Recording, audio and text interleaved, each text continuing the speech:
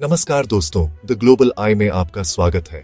आज हम बात करेंगे भारत की आर्थिक आत्मनिर्भरता और ऊर्जा सुरक्षा से जुड़ी दो बड़ी खबरों की, जो देश की दिशा और दशा बदल सकती है। वैश्विक उथल पुथल और अमेरिका समेत 50 से ज्यादा देशों की बदलती व्यापार नीतियों ने भारत को अपने स्वदेशी अभियान और आत्मनिर्भर भारत मिशन की ओर और तेजी से बढ़ने का मौका दिया है। प्रधानमंत्री नरेंद्र मोदी की अपील के बाद अब विभिन्न मंत्रालय उन वस्तुओं की पहचान कर रहे हैं जिन्हें भारत में ही बनाया जा सकता है। वाणिज्य मंत्रालय पहले ही 100 ऐसे आइटम्स चुन चुका है जिनके आयात को रोका जा सकता है।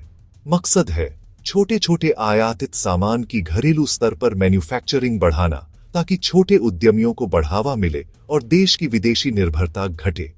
याद दिला दें कि भारत का आयात हमेशा निर्यात से अधिक रहा है। इलेक्ट्रॉनिक्स से लेकर फार्मा तक कई तरह के कच्चे माल हम विदेशों से लाते हैं, लेकिन अब सरकार चाहती है कि इन वस्तुओं का उत्पादन देश के भीतर ही हो।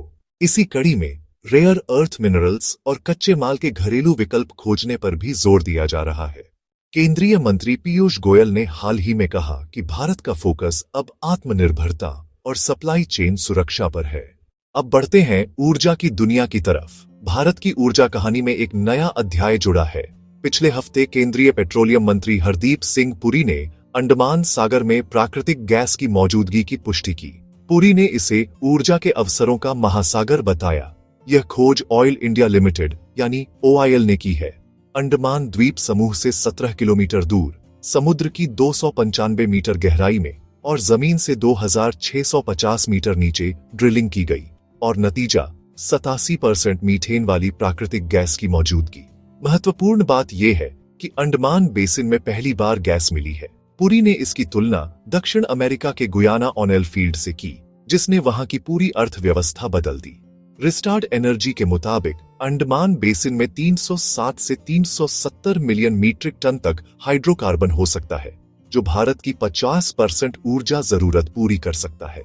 हालांकि व्यावसायिक उत्पादन शुरू होने में अभी 10 साल का वक्त लग सकता है। फिलहाल भारत अपनी 85% कच्चे तेल और 44% प्राकृतिक गैस की जरूरत विदेशों से आयात करता है।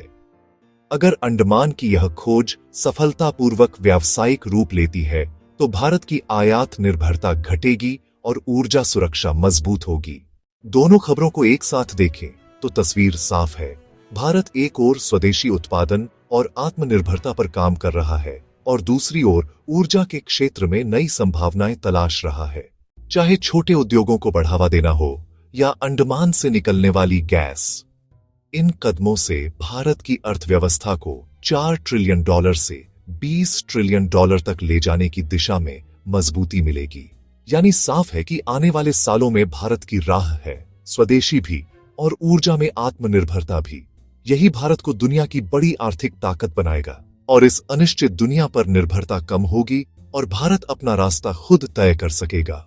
इस खबर पर आपका क्या कहना है, कमेंट करके जरूर बताएं। ऐसी और खबर के लिए द ग्लोबल आई को जरूर सब्सक्राइब करें।